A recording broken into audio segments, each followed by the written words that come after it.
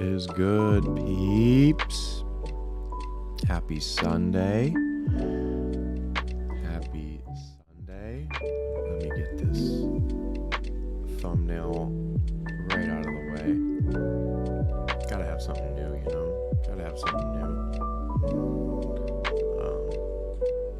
And I am getting a haircut. I am gonna get a haircut this week. That is happening. Been letting it just grow. So thank you for bearing with me and not being too harsh on it and just accepting me for me as I accept all of you for you. I have no expectations for you. To just be. Just wake and just be and let be. Be and let be.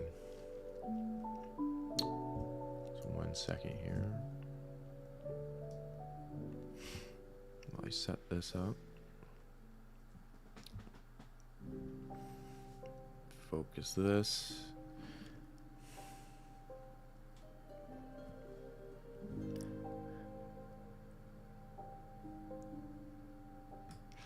Sorry for the awkwardness to start it off.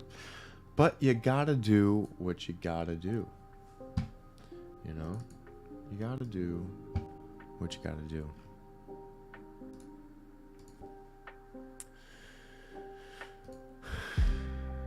Let's see. There we go. Let's save that. Cool. But happy Sunday. Hope it's going well for you. I believe we are onto something special with these Robe readings.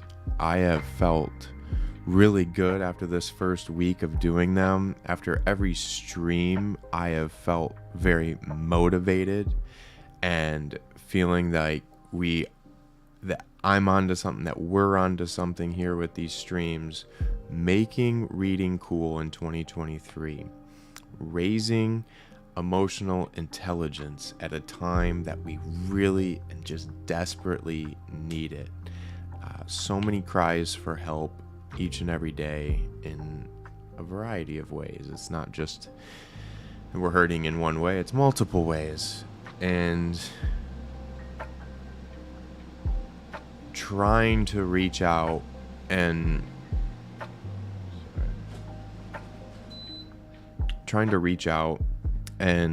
say, I see something in you that I see in myself, and not look in someone else's eyes and say, oh, I see someone that's outside of me. And it's like, no, we are on this planet together. We're coexisting here together. We're feeling certain effects equally. Whether we're conscious of it or not, we are seeing effects, you know, both climate effects, whether it be drastic things of school shootings. I don't want to get too harsh too soon, too early. Money Morrison, what is up, friend? We're just talking about these Robe readings and having an impact on emotional intelligence at a time that I feel we really need it. You know, stress is just so high for a lot of people, and having an outlet, creative outlet, could just help so many, as I've seen it help myself, and I've seen it help others that I know. And just feeling really good about these Robe readings. I feel very motivated with it and very happy to be doing it and doing it more. I'm very ecstatic. I was up late last night with just so much energy. I wanted to just start streaming last night, but held back to this morning. But I'm coming at this very excited and just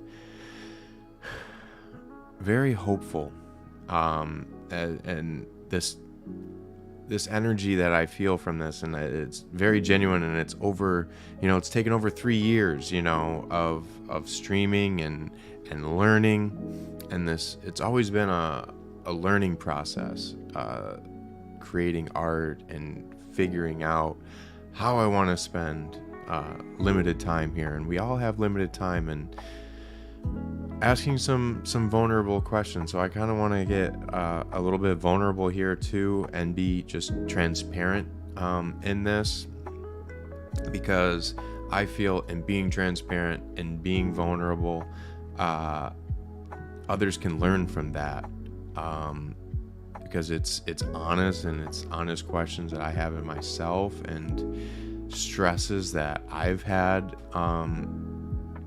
past however many years, and just openly talk about stress that we put on ourselves, stress that we feel from our environment, and acknowledge that those are stresses that we put on ourselves. We put expectations of ourselves, and at the onset of this stream I was saying, like, come here and I have no expectations of you, like just be who you are and be accepted as such, and ask that be the same how you are receptive of me, of just, more acceptance, togetherness, and feeling that at a time where I feel like so many of us feeling lonely, and there's a lot of noise, constant noise. So I want to talk about that, but I believe that we are doing something special with these Robe reading streams. I feel that in my very being. I believe we're going to make reading and writing cool for millions of human beings who have forgotten entirely about reading in this digital age. Reading has just such a profound effect on your thinking process, your life perspective. There's something intimate about being in quiet and diving into a book that is an effect that you can't get scrolling on a timeline, that you can't get going to a movie theater. Those are different effects that are being had in your mind. Reading is of its own volition. There's so much noise in 2023. There's so much noise. There's so much distraction. It's incessant. It's never ending. You think back 50 years, 60 years now, television was at a certain time. It wasn't 24 hours a day, right? Now it's all the time. It's all the time, no matter what. You could DVR it and play it at your own time, even if it is at a scheduled time. And so in this 24 hours of just, how instantaneous you can be distracted, and recognizing myself as a content creator in part of this distraction as well. So trying to bring a certain level of value to my stream, and asking that of myself, like, am I having a positive, lasting impact on those I encounter? The energy that I'm putting out, and how I see these streams is an energy being put out by me. What energy am I choosing to put out in these streams, and why am I choosing to put out that energy? And coming back to why I even wrote these novels in the first place, it was coming from a place where I felt like I was on another planet, right, at that time, and isolated from those around me, that I mentally escaped to this place of a free-floating planet, and loved to live there. As I wrote these novels, it was a bit of escapism for me, but from my own mind. And recognizing that it's not all noise, that there can be something that impacts your life that has a lasting effect. And when I look back on what has had lasting effects on me, in terms of different media, undeniably it's books. There are movies, that yes, have a lasting impact. Not saying there isn't. Not saying that there isn't content creators that have a lasting effect, or social media posts that can have a lasting effect as well. But seeing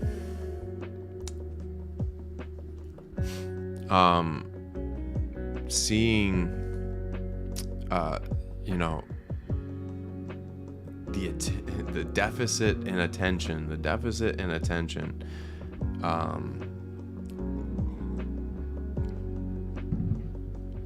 and constantly waning and just going from post to post to post to post. The second we wake up, we welcome in the noise with eyes that are barely opened, mind barely awake from its overnight subconscious adventures.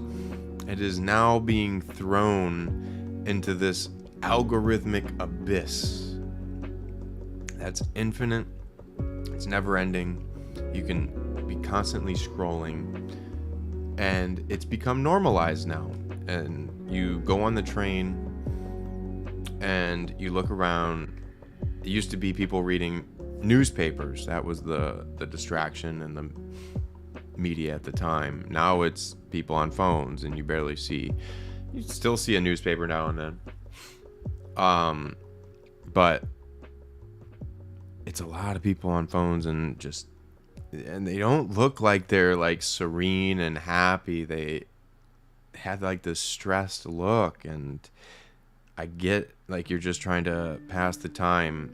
And reading the book Right Now by Eckhart Tolle, that is, you're not accepting the right now. You're trying to distract yourself from it, and you're putting happiness at like maybe the end of that train ride. Okay, once I get to my destination, I'll be happy, and not accepting that right then and now. And same is true of sitting in traffic, and that's where it really hit me. It's like I would become so frustrated sitting in traffic versus accepting right now, and that's just your experience right now, and to accept it, because you're going to infinitely accept and be grateful for this right now, because that's the only time there is. There's no past or future. There's just right now in this.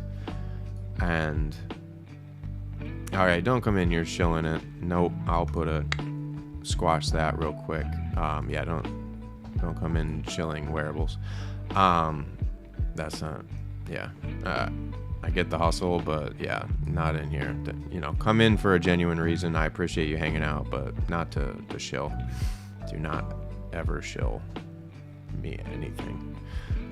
Ever. Yeah, I'll just stop that real quick. All right, so we are going down the algorithmic abyss where the mind goes, feverishly swiping down the infinite timeline, image after image, video after video, text after text. And then what's next, right? So we're distracting from the right now. If you're sitting on a train and your mind really doesn't stand a chance when you're first waking up. And I've fallen victim to this too. A lot of times when I'm going on my phone first thing, it's to write something down, as there's only a limited time where you're still kind of feeling that energy of a dream if you can still remember it. I think that takes practice to get there. And there's just that momentary glimpse that you have when you're first waking up, that the dream, if it's still there and still lingering, like even if you're not remembering that image, just write down what you're feeling in that moment, because it's so powerful sometimes. And I did something yesterday in living in the now, and I'd been putting this off for a while because it's something I've thought about for a while now. And seeing the latest increase in price for Netflix really just tipped me off. It tipped me off, and it was the final straw for me and Netflix. I have had this account, and I posted this since October of 2011. So it will be exactly, by the time it actually cancels out, exactly 12 years. 12 years, but I've been using Netflix since 2006, but this particular account since 2011. And what has that loyalty gotten? What has that loyalty ever gotten me? There's no reward for being loyal to a service or to a company. Why? Why is this the case? Why are you not benefiting those that have stayed loyal to you? It's 10 to 15 times more expensive to get a new customer than to keep an existing one. You should be bending over backwards to keep me. 12 years paying every single month, 12 years. That's 144 payments I've made to you. Never missing a single month unless I changed a card number and I paid it anyway. And you just let me cancel, and you treat me as if I have just paid for my first month. There is no incentive. It's saying, I have this service, take it or leave it. I don't care if you stay or go. And I'm tired of normalizing that kind of treatment of customers, and we've just accepted it. And you've seen customer service go lower and lower and lower and lower to the point where it's now just robot, and it takes you 20 minutes to actually talk to somebody. We've normalized that and just accepted it. Is what it is. Oh man, that sucks. We don't have to accept that. We don't have to accept that shit. And I'm tired of that winning out when the mom and pop stores got squashed out by this shit. You used to know the name of the person on the other side of the counter, and if you had a problem, you were talking to them. They'd pick up the phone themselves and work it out with you. Just as you would if you came to Bleace.com. Other small artists, you get to talk to the artist. Not always, but there's a team of these small businesses that actually care about customer service. They care about the packaging that they send out. There's love there, and you can feel the love of it. You don't feel the love calling Best Buy. You don't feel the love calling any of these big companies. They don't give a shit because they've squashed out the competition, and they have these little mini monopolies.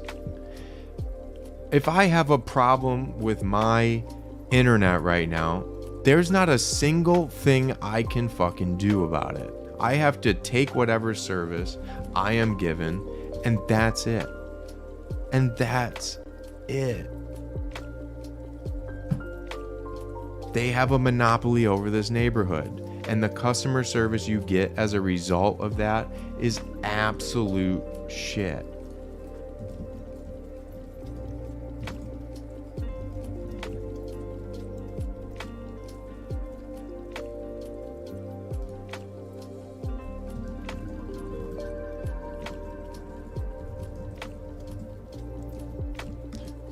Just update some things.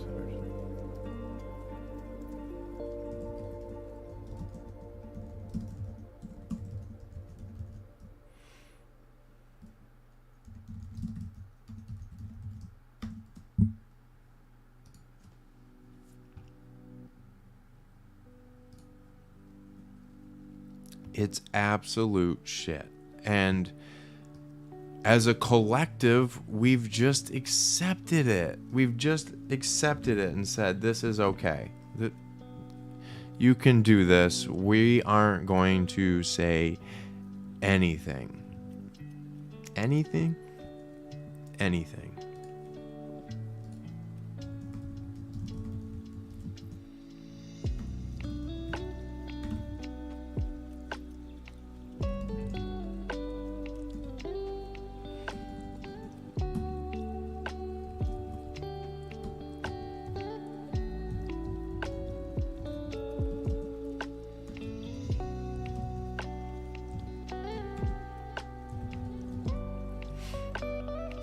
Just make sure this works.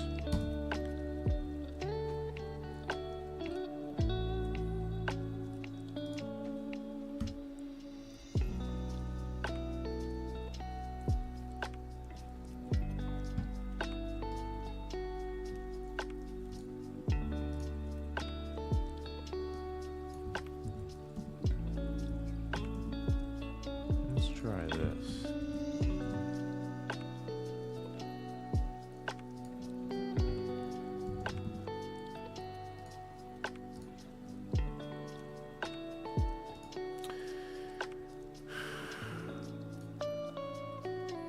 Gotta blast off. Gotta let the peeps know. Gotta let the peeps know. Shut up. Oh, time to wake up. That's my second alarm if I end up going back to bed after walking Ranger in the morning. And yeah, that was a fun Friday night. Spending 7 hours at the emergency vet. Ranger had an ear infection and had to get taken care of. And he went through it that night. He was really happy to be back home, and he's on pain medication right now, doing a lot of sleeping. Doing a lot of sleeping, but he's gonna be all right. He was even the vet said he was a trooper. He was a trooper. But yeah, as I was saying on just what we've come to accept, as normal treatment. And shout out to the SAG-AFTRA, the strike, support writers, support artists, and now, as I've said on the stream before, that there was a lot more at play there, and now the UAW is on strike. There's a lot more to the psyche of this strike, of artists saying enough. I think that needs to spread out to a lot of people, to take back respect. You have, respect isn't just given, it's earned. And I feel this overt corporations have been disrespecting their customers now to a point that's just unacceptable. And it isn't one half of the population against one half. It's these corporations have turned to tyrants. They are a tyrant. And I've said it before, the Netflix, speaking of Netflix, they have a series, How to Become a Tyrant. And when you apply what they're saying there, they're all talking about different tyrants throughout history. But if you apply what they say in that documentary to a corporation, because a corporation by law is an individual. They are an individual. And as such, they have become a tyrant, and they don't care about the worker, and they pretended to care about the customer, and they still pretend to care about the customer, but once they have you as a customer, they don't care about you. And that's when you call into the customer service. If you ever choose, like, you're a new customer and you're looking for service, you will get someone immediately. If you are a new customer looking to get that service and you need help, you will get someone immediately. And when you finally get someone and you tell them, okay, no, my real issue is this, they will then transfer you, and then you get treated like shit. Once you're already a customer, they have you, they don't give a fuck anymore. That's it. They only care because, again, it's 10 to 15 times more expensive for them to get a new customer than to keep an existing one. So in reality, they should be bending over backwards for the existing customer, but they don't. They treat you like shit. And I personally am tired of it, and I feel we just put our heads down and say there's nothing we can do. No, you get treated like shit by them. They don't give a fuck about you. They would much rather just rob you of your money, but they just give you a different distraction to do it. So they don't have to actually just take a gun to you. You're willingly throwing money at them, and you're waiting 5 hours on Black Friday to enter their stores. So they're not going to change their behavior. They're actually going to get worse because you are, if you look at pain and pleasure, if they were receiving pain for this behavior, pain in the sense of people aren't going to put up with this, they're not going to pay for this, that's pain, they're going to start listening. But no, they're seeing record profits because they've conditioned behavior in such a way that they have this collective mass, and it's like a mass consciousness of perpetually buying and not asking questions. You just Amazon. Look at Amazon customer service. Think they give a fuck? Think they give a single fuck? No. And it's gotten progressively worse. That's the thing. As these companies get more money, their services become worse. Netflix, when I first got it, the options seem limitless, and I get it. There's more competition now. Exactly. There's more competition now, and it's even harder to get a new customer now. So I get the landscape has drastically changed. I've seen, and we're seeing it now, the golden age of streaming is dead. The golden age of streaming is now dead. It's whatever results of this strike, and there's a lot of speculation that varies. I'm not going to speculate. All I can say is it's going to be different. And we've already seen the death of the streaming age. It's done. They're all coming out with their own shit. It's fucked. The customer's fucked. They're now having to pay for how many different services now. It's fucked. And it's not going to get better in that. And like I said, the last straw for me, Netflix going up in price, constantly going up in price. I was paying $10 a month for this service. I had more options 12 years ago than I do now with the service. So now I've got less options, and I'm now almost paying double. There's no loyalty for 12 years of paying you, and you increase my price to this point from $10 a month to this. It's the principle. It's the principle of it. It's the disrespect, and I won't fucking stand for it. And now we're seeing with this strike, and now I can say it's in support of this. And you've got scabs like fucking Drew Barrymore and goddamn Bill. God. And Bill Maher. I was trying to blank on his name. Bill Maher. Scabs. Whatever your reason is, you can say it's this or that. No. You're bowing down. And the disgraceful thing is, you both have more than enough money to carry you through. I get that there's, and you can say that there's people that are hurting, that need work, that need to do this. Okay. The onus is on the studio heads. That's on them.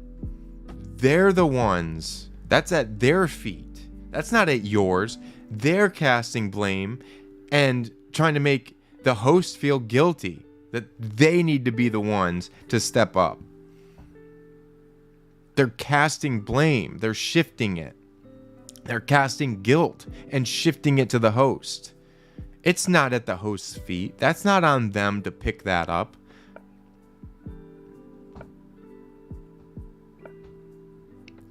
The streaming age is dead. I think we should stop at this moment, at least, in solidation and solidarity for those on strike, of stopping to pay for these services. And I'm just saying temporarily. Myself, I started to ask questions too of what I'm spending on. Is it benefiting what I have in store? And also questioning, why am I not at the level that I'm at? Why am I not where I had expected to be? And that I stress myself out each day on saying, why am I not there? Why am I not in that position that I thought I was going to be at? And realizing how many distractions I impose on myself. And it's like, is this distraction benefiting me? Is this distraction getting me where I need to be? No? Okay. It's not. And then it's also hindering me in that it's costing me money. And really analyzing what I am spending my time on, which is a cost. All right, that's a cost in and of itself of the time that I'm spending watching it. That's a cost. Okay, it's also a cost that I have to pay for this service that's distracting me. And this distraction is not getting me where I want to be. We have to improve a little bit each day. And we have to look back, and kind of where I'm at now is like, I've written this story out and now I'm going back and editing and simplifying. And that is going to affect different areas of my life. And like I said, I am going to be transparent here and say how much I stress myself out about my expectations. So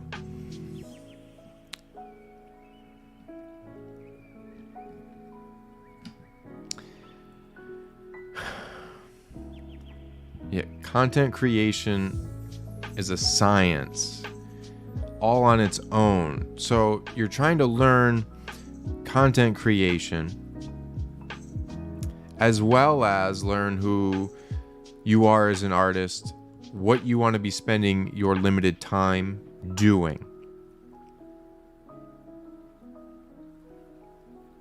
And I've become an artist without any seemingly gifted talents. And I don't feel that I have any. My only talent is that I can work hard and stay devoted to something and to see it through. It's hard work that's carried me this far. Growing up, I didn't take art seriously, at least not consciously. Looking back, I really did love writing privately, but I didn't tell anybody. I wrote in my little black and white speckled journal and didn't show anybody. I wrote some pretty disturbing things, but what do you expect from a troubled teenage boy? But now, since then, trying a multitude of different art forms. Writing, painting, drawing, 3D animation, virtual reality building, graphic design, video editing.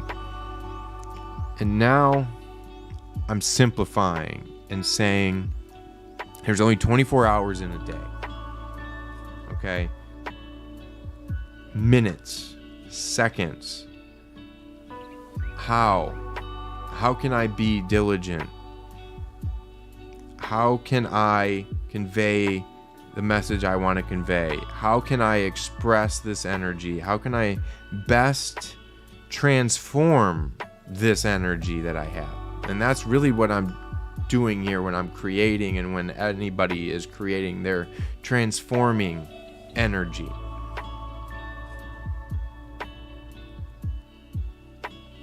I am evaluating myself. What is working for myself and what isn't? Why haven't I lived up to my own expectations? Why do I feel like I have failed? And I feel that way because I'm very hard on myself, which then causes me to stress and have panic attacks. Why am I not there? Why am I not there? Which then hurts my creativity. Stress is the silent killer. It's also the killer of ideas and creation. And David Lynch says as much in his masterclass, that artists should take time out of their day to daydream. Think of ideas swirling around in our heads. And he says you can't do this if you're overly stressed, if you're angry, if you're frustrated. Stress squeezes the hose of creative flow. So when asking these questions, what is working for me? What is not working for me? How am I choosing to spend each waking minute of my day? Simplifying. Realizing that certain things are not pushing me to my goal, but hindering me from it. Realizing that I'm choosing to spend time to scroll through a timeline. They didn't do that 100 years ago. They didn't do that 50 years ago. They didn't do that 30 years ago. Choosing to consciously spend my time doing certain things. Is it sparking joy? Is it getting me this vision in my head of myself? Is it getting me there? Is it another step that I'm taking to get there? And Netflix isn't all negative, and nothing is all negative and all positive. You have to weigh out the different positives, the different negatives. You have to list them. What positive am I getting from this? What negative am I getting from this? Long term, short term. Long term, short term. And when you kind of write out these pros and cons of each thing, and you start breaking it down, and you start to have little profound moments and self-realization, and can be very alleviating. It can be very alleviating to have these moments. And it was like a sigh of relief. You know, I took this deep breath and I started to really ponder and like, okay, this isn't a failure. You haven't failed. It's It's the result. There's no failures, there's only results, Tony Robbins says. There's no failures, there's only results. So where I am right now is a result of what I've done in the past. And so I may feel as a failure, but it's a lesson and I have to learn from it. And as I learn from it, it becomes yet another step.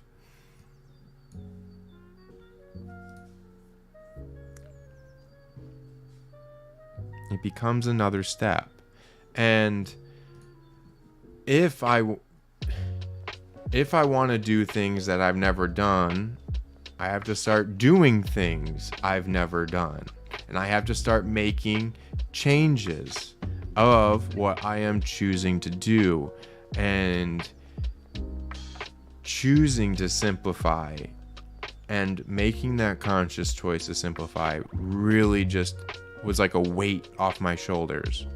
And it felt really good yesterday to take control of that and to cancel that Netflix subscription after 12 years and to then use that fund to then pay for Masterclass, because Masterclass is time well spent. I am going to learn from people I look up to.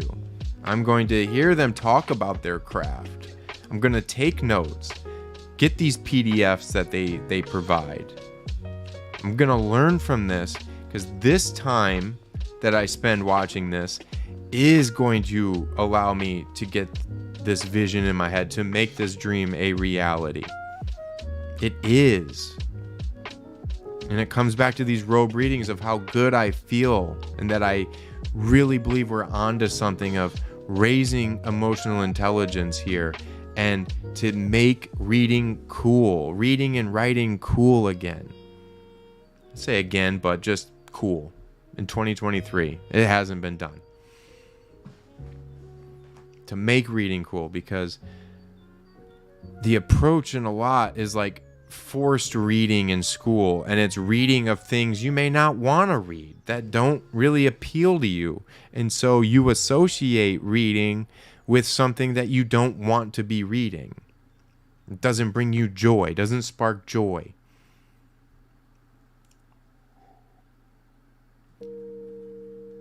Cheers to all my coffee drinkers out there.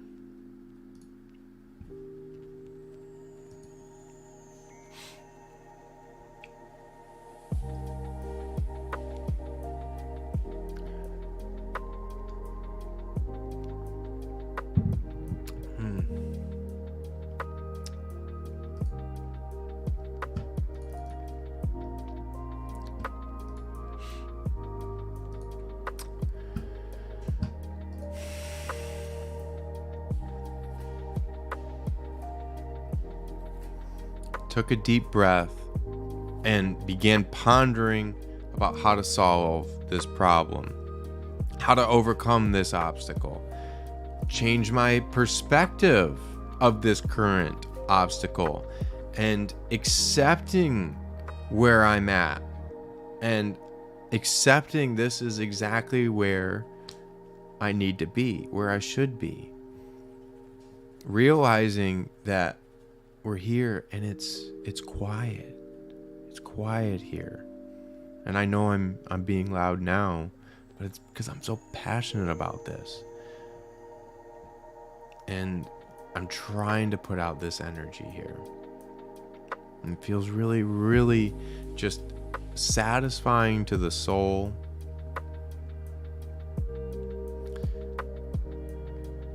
And we're onto something here, making reading cool in 2023, and to address the fact that we have ACT scores, we have SAT scores.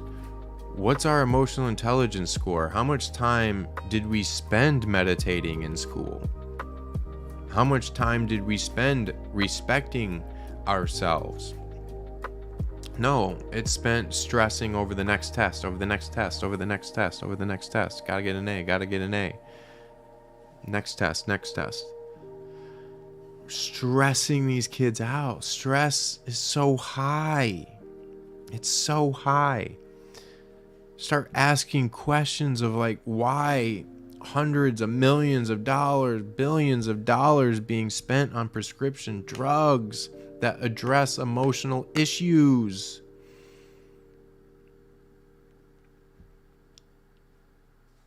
These prescription drugs. You have these drug dealers, doctors out here just pushing these drug after drug after drug after drug.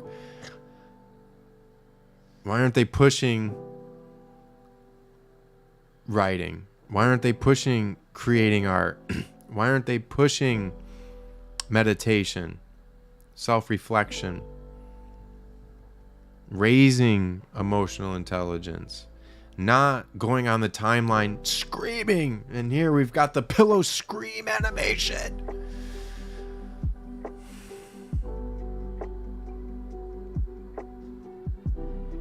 Mine's been anger. Anger's been the tough one for me. And learning how to harness that energy and express it in a progressive way.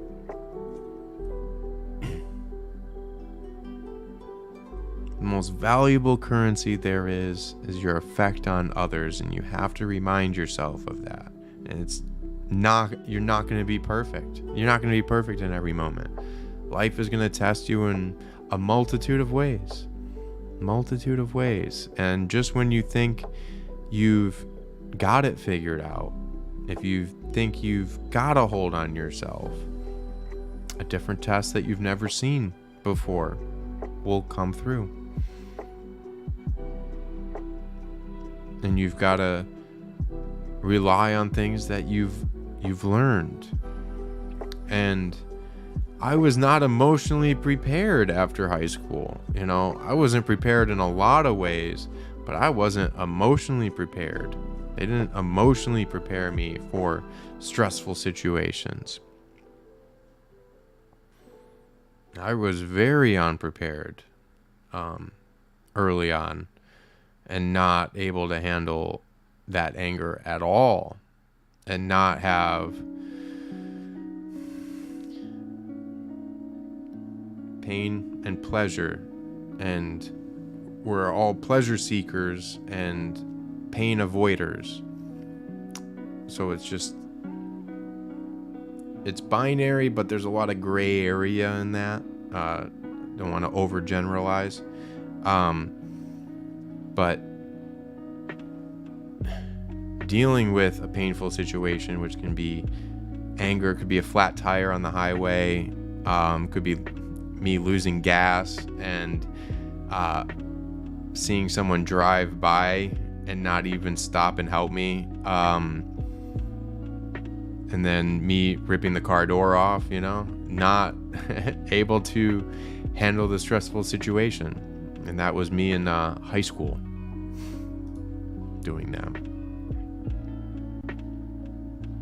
And I do have ambitions to keep creating in a variety of outlets, but I believe we are doing something special with these Robe readings and the Indefatigable Artist Podcast writings that I'm doing have been very fulfilling to me. And I do have these ambitions to keep creating other things, but realizing that it's one step. And I feel like I was running up one step on different staircases, and it's like by trying to run up different staircases, I have fatigued myself creatively. And if I can choose to just run up one staircase, get to that level that I have seen for years. But again, I don't want to say failing myself, but learning process. We'll say it's been a learning process.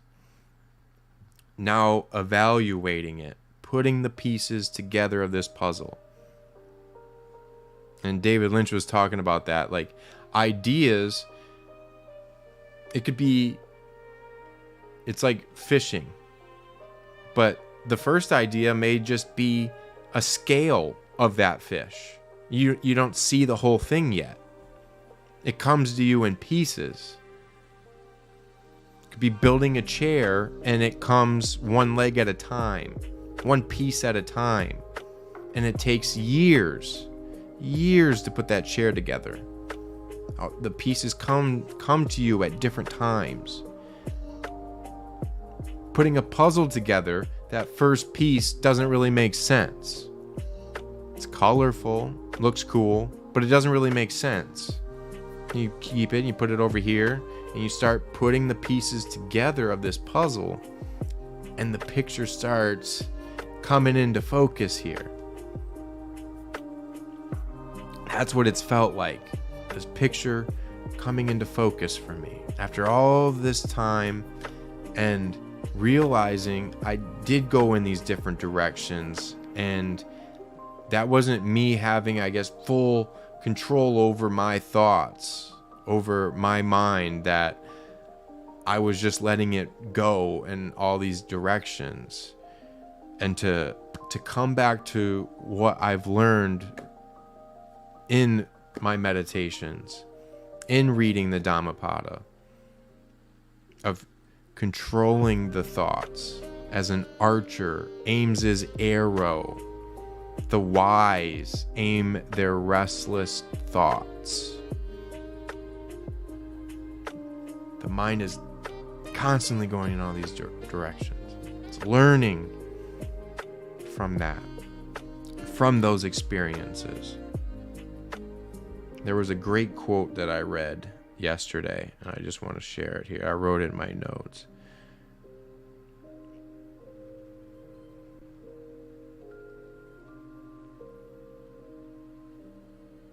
Success truly is the result of good judgment. Good judgment is the result of experience, and experience is often the result of bad judgment.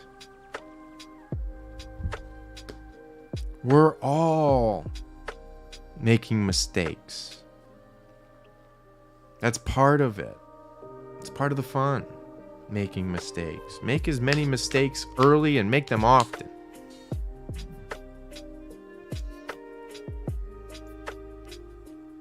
But learning from those mistakes can take years.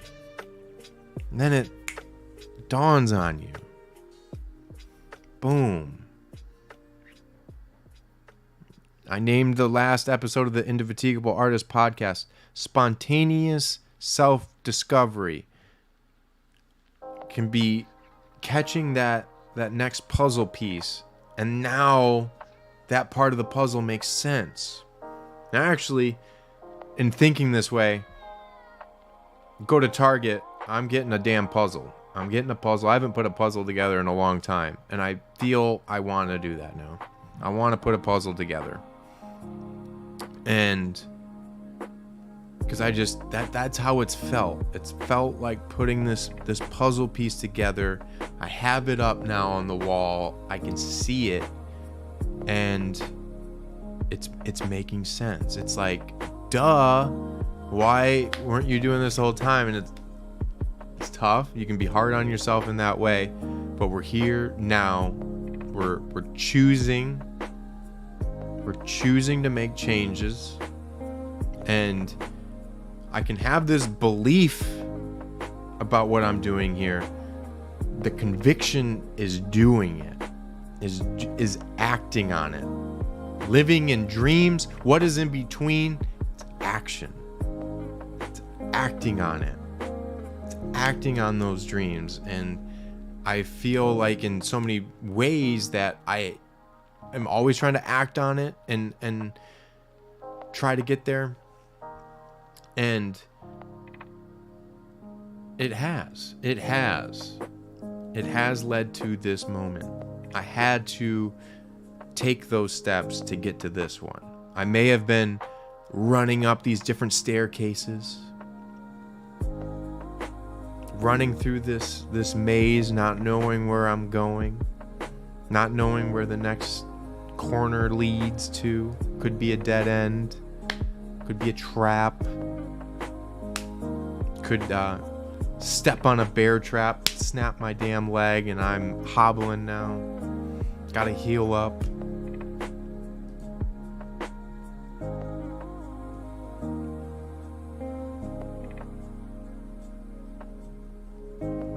But asking that question of myself,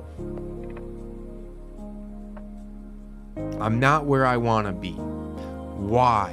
Why am I not where I want to be? Why have I not lived up to the expectations I had when I set out back in 2009?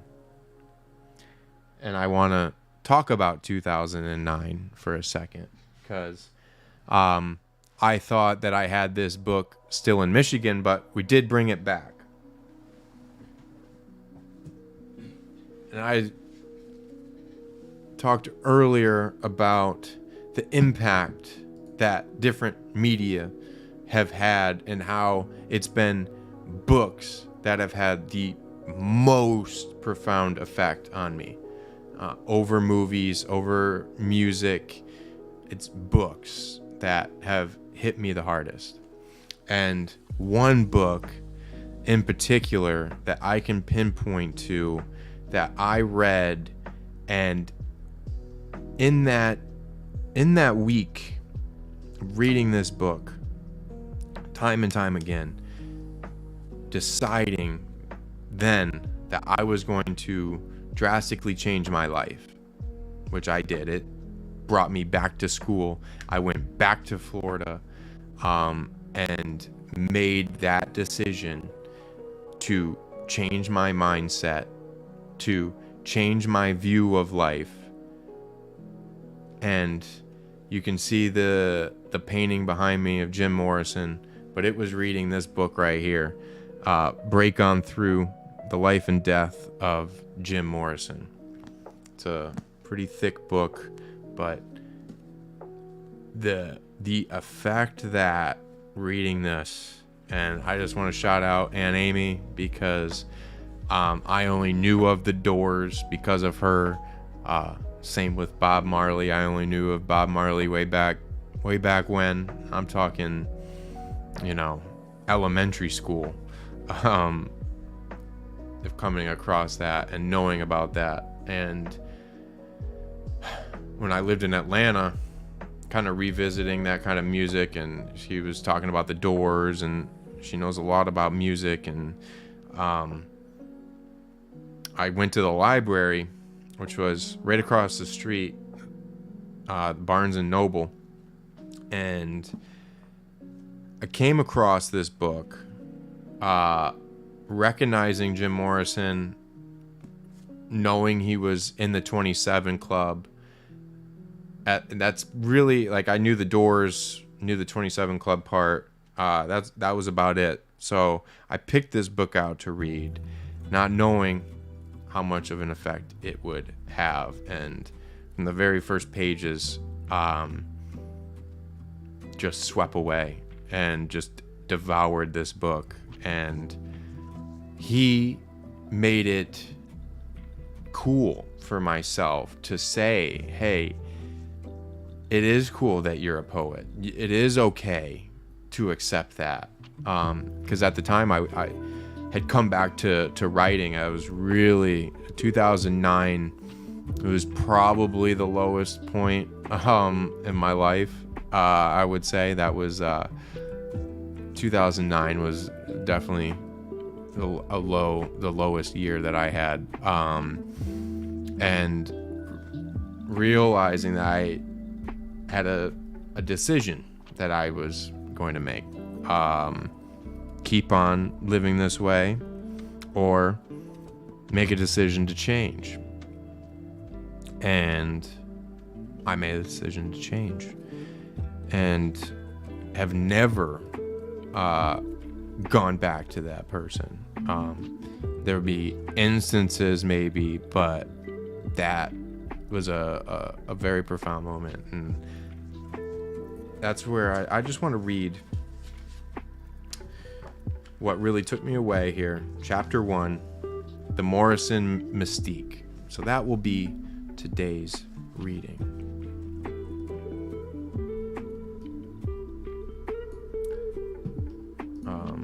But yeah, appreciate everyone tuning in and checking this out.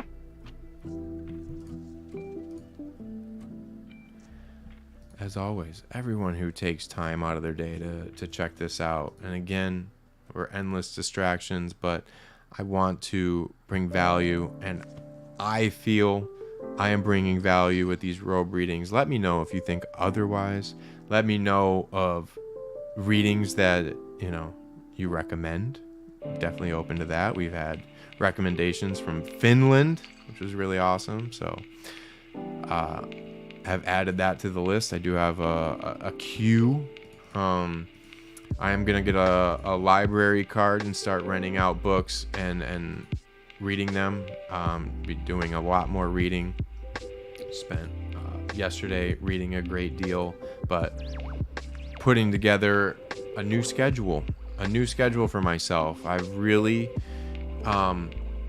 been introspective here and going to be making some schedule changes for myself and holding myself accountable, demanding more of myself and my time, and being more diligent with my time.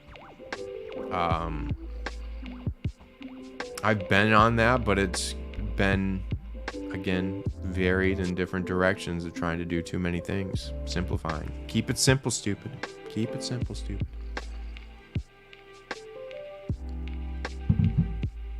Keep it simple.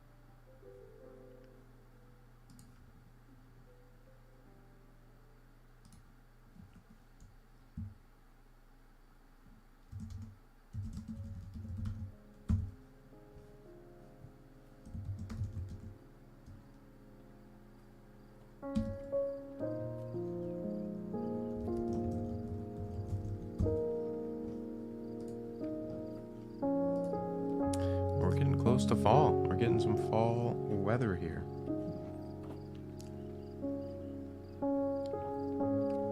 Just hit a certain point here in New York City and just bloop. It's fall, y'all. It went bloop.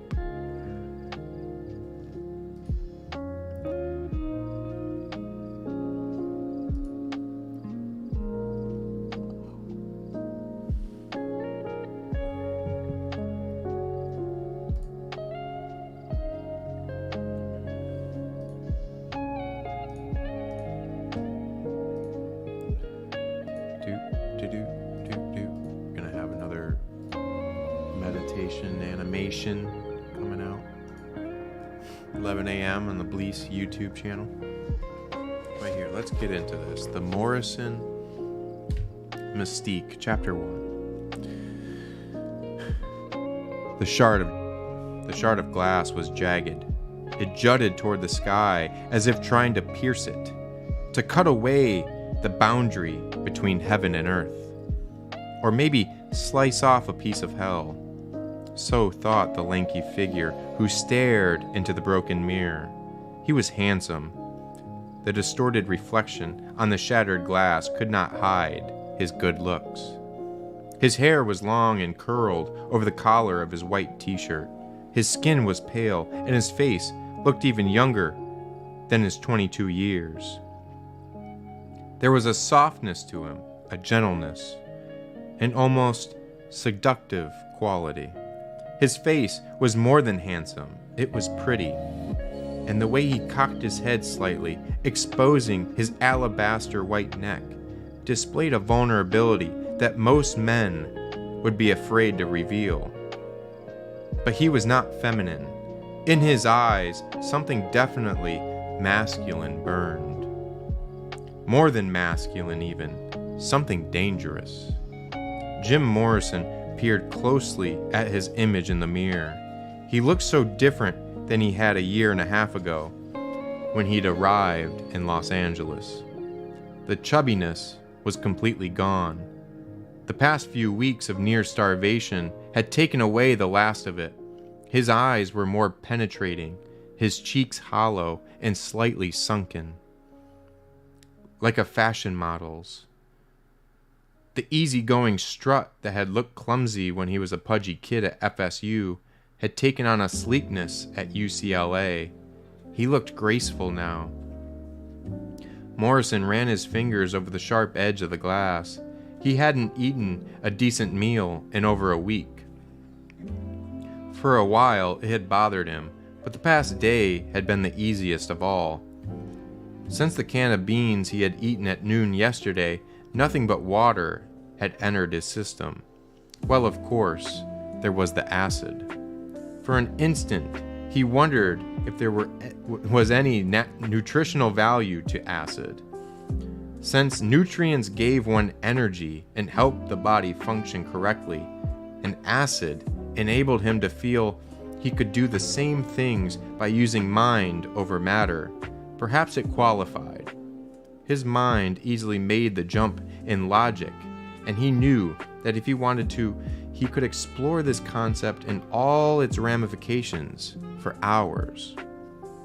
He looked at the finger he had been rubbing over the sharp glass. It was bleeding. Good. The acid was kicking in. But tonight was not for exploring the mundane until it became the magnificent.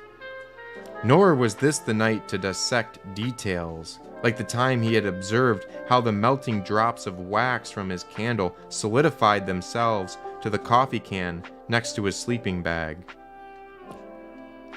Eventually, they had become not a minute detail of the burning candle, but the dominant theme, the very purpose of the candle's existence. Before that night had ended, he had even been able to hear the drops bond with the aluminum of the coffee can. Feel the alloys of the metal break down to the point where they could be fused slightly with the wax. But not tonight. Tonight was for something special. He had saved the lion's share of the acid for this night, and already he knew that it was not going to be wasted. The sun was dropping. Soon it would be time. From his position on the rooftop, he could watch the sun descend into the ocean until the Santa Monica Pier blocked the view in the distance. Fire melting into the sea. That was how he thought of it. Jim liked the sea, but it was the sun that fascinated him. Actually, more than that, it was the disappearance of the sun. Watching something so bright and so powerful vanish without a trace excited him.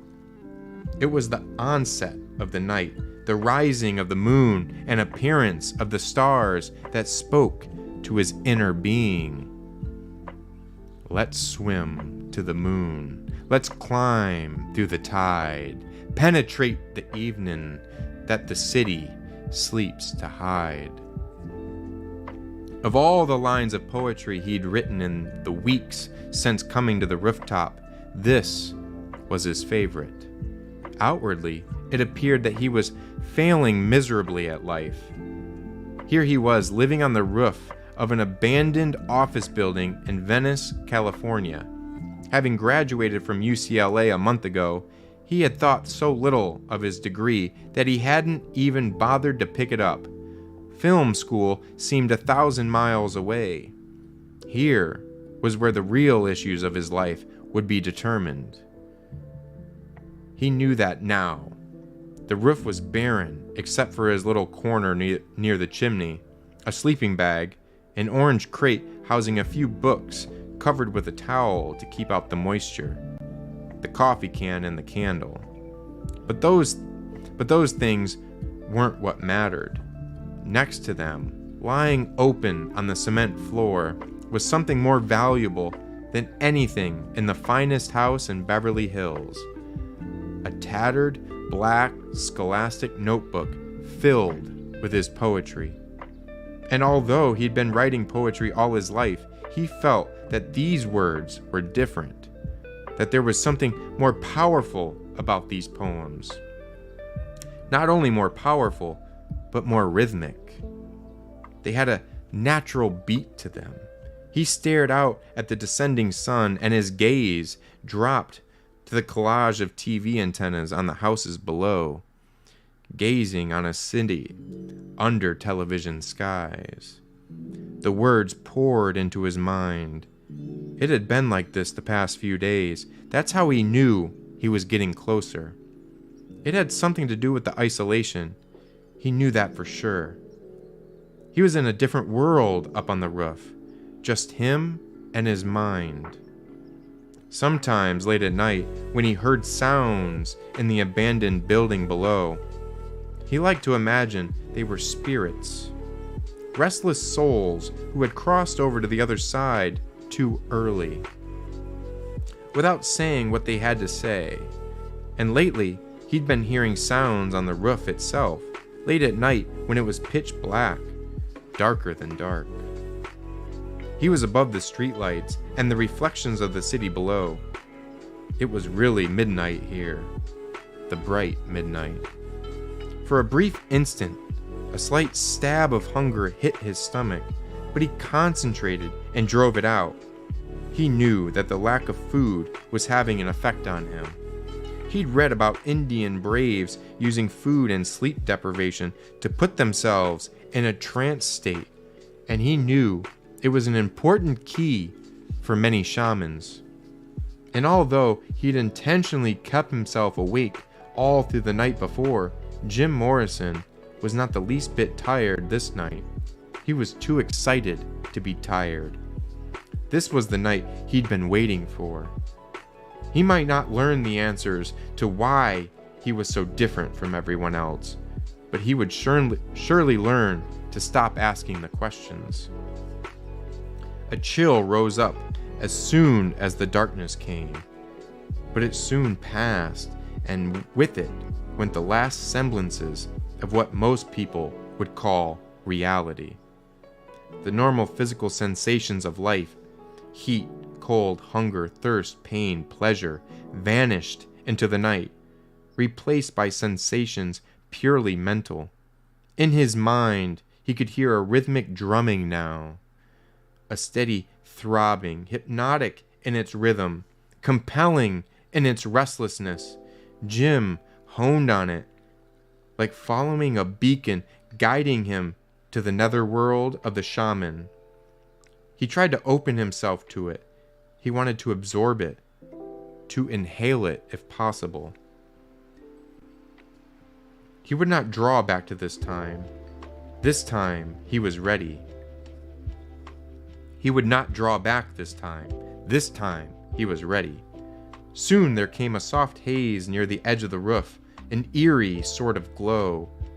It seemed to pulsate ever so slightly with the rhythm of the drum. It seemed to draw him further and further in.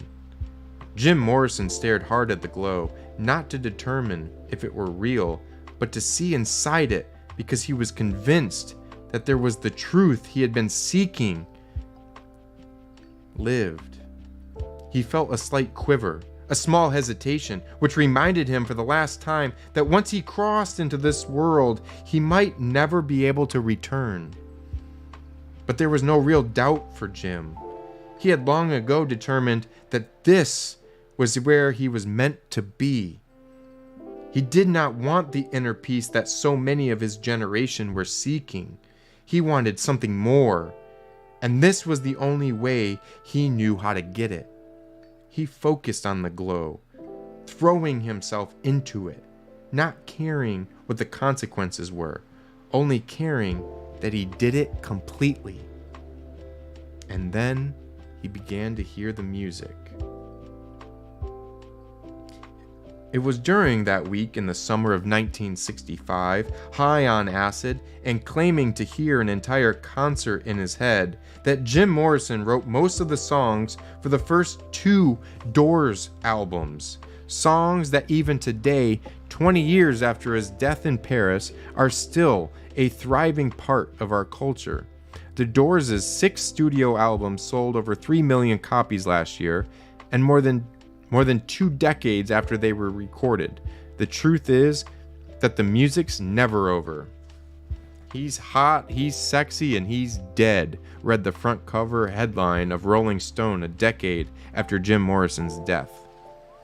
I'll just stop there, but it was that first reading, I just was sold. Him on the rooftop, him doing acid, him going into other places, escaping that reality, and just going so deep into his poetry and having that notebook, that black scholastic notebook, and me at the time having that white and black speckled notebook. It was very, very powerful, and really the dreams that I had after this, and the flow of energy that I had of writing what became my first novel, Bleace, waking up in the middle of the night and hearing Bleace, in that dream, and seeing that word and just following it completely, and just diving in, and leading to this moment here where now going on 14, and it's been 14 years, crazy to think about, 14 years since that summer, and 2010, going back to Florida, going back to school to follow this dream I had. And now, these years later, been putting this puzzle together, still putting it together, still putting the pieces together. Not saying that I have it all figured out, and I know as a streamer, a content creator, I should have it all figured out, right? Should know exactly what it all is, what it's all, what is it all? But opening myself up, being transparent and vulnerable, and saying, I don't. But feel that it's for a reason. We're here for a reason. We're here. I feel that being vulnerable in this way will help others along their creative journey. That it's okay to be vulnerable. It's okay not to have it all figured out. Because guess what? We are yet but one planet around one star, which is one of billions and trillions of stars, of trillions of galaxies that we call a universe, that has black holes that we've just merely discovered and have never even traveled through or even sent anything through it. So what are we doing? No one even understands why we're here, what it means. We're just here, and it kind of hurts our brains to think about. So then we just watch television and sports and Big Brother and think about who is dating whom, and just live our little worlds and live our little parties in our head. No one's got it all figured out. We still have too many lingering questions in this moment. It's okay. The stress is not on any one of us. We all have to inhabit this one planet together. One person suffering, even though it may not be conscious to you, is attached to you in one way. And to recognize that, to just recognize that, and not to put more stress on yourself, to respect yourself, to take a mental pause. Respect yourself to take a mental pause. I know I need to daydream more. I need to be in some more silence more, enjoying the silence more.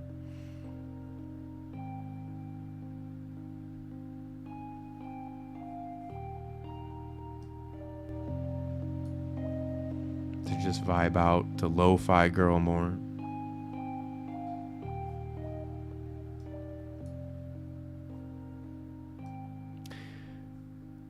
And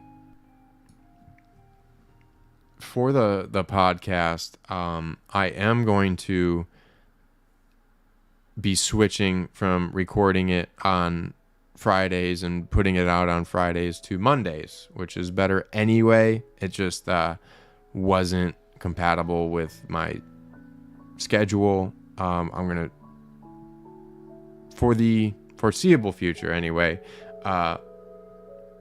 force it to be on Monday. But bear with me on that, as we all have obligations and we all have to work. Better work, bitch.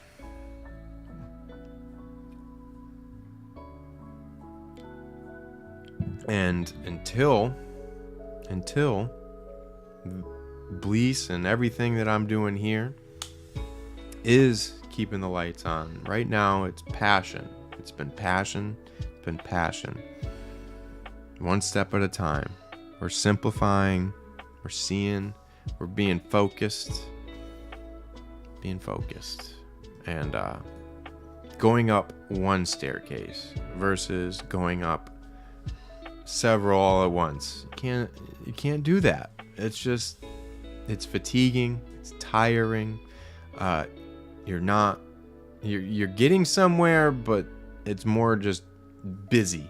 It's just more just noise.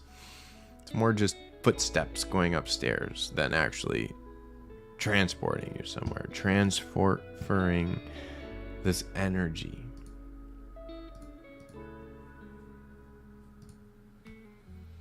Just transferring this energy. Gaining some new subs on YouTube. Appreciate that. At Bleace on YouTube. If you're not subscribed, putting out a lot of content on there. Indefatigable Artist Podcast as well. Putting out on there as well. Follow Bleace Art on all socials. We've updated. That's again another piece of that puzzle. And a decision and a conviction to act on that decision to get there.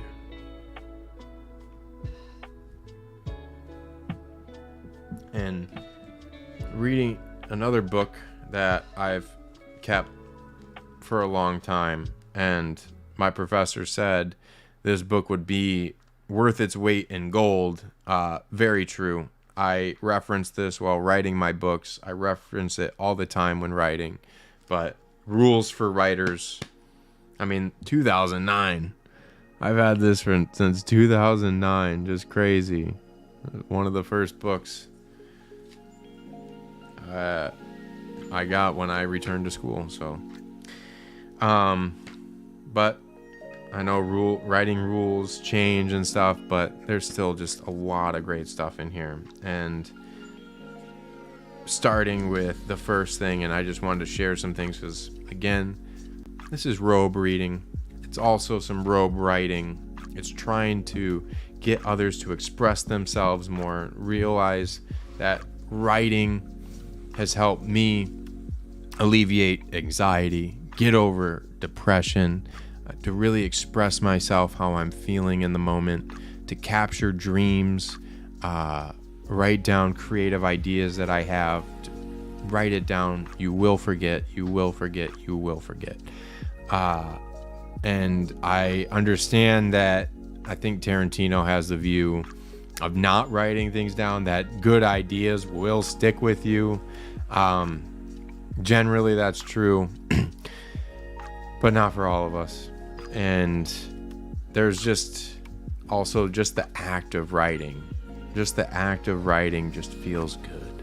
It feels good, even if no one is to read it. I'm not saying to write down your deepest, darkest secrets and just share that with anyone. I'm not advocating for that. People aren't ready for that kind of vulnerability.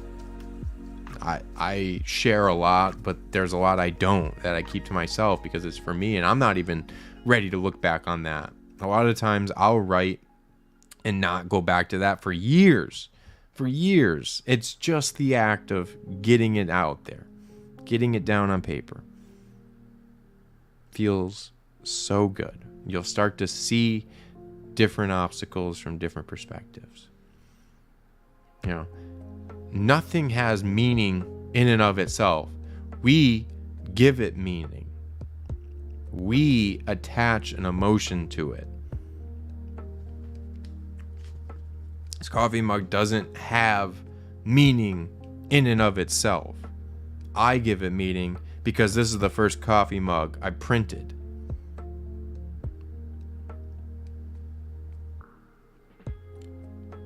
And it's held up. It's held up. A lot of washes. Print's still on there. This is circa, I mean, a lot coming. I want to say, I think it's 2010. I think it was 2010. Maybe 2011. Around that area. Long time though. Doing this a while. 1. Generate ideas and sketch a plan. And we were talking about ideas earlier with David Lynch and how stress can squeeze that hose of creative flow, stress, anger, to take that off. I'm simplifying. I'm feeling the weight off my shoulders. Look at me. I'm in a robe. I'm chilling. We're getting there. And it's tough. It's not again, attaching meaning. Easy, hard. That's a meaning. That's a view. That's a perspective. Before attempting a first draft, spend some time generating ideas. Mull over your subject while listening to music or driving to work. Jot down inspirations and explore your insights with anyone willing to listen. Ask yourself questions. What do you find puzzling, striking, or interesting about your subject? What would you like to know more about? At this stage, you should be collecting information and experimenting with ways of focusing and organizing it to reach your readers. Assessing the writing situation.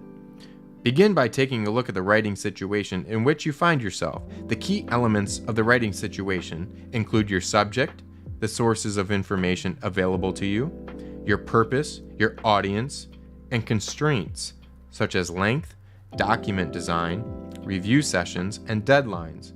It is likely that you will make final decisions about all of these matters later in the writing process, after a first draft, for example.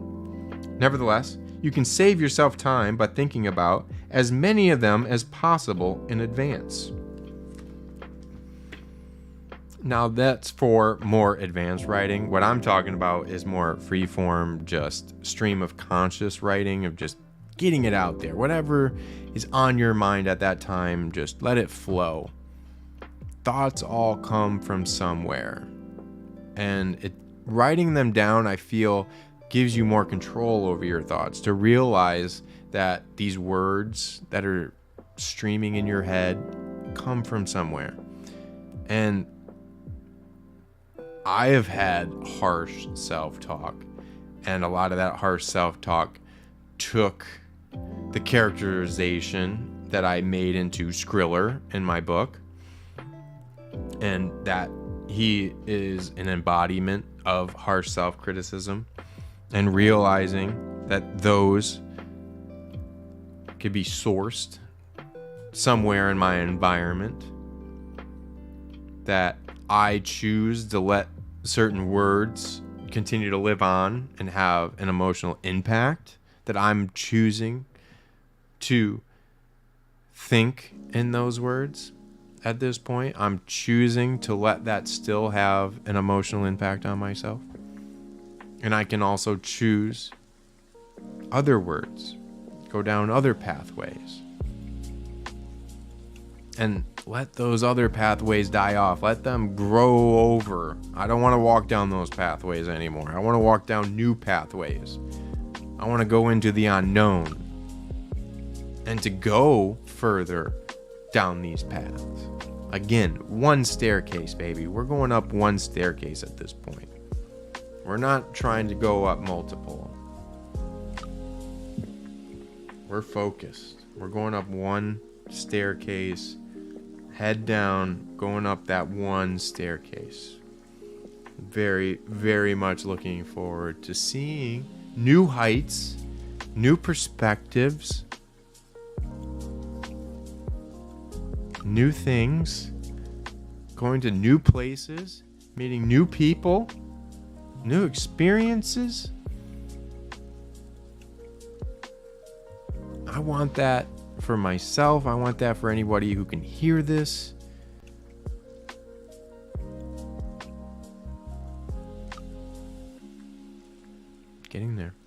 Getting there. Puzzle piece. Puzzle pieces into the staircase. Robe reading, baby. Robe reading.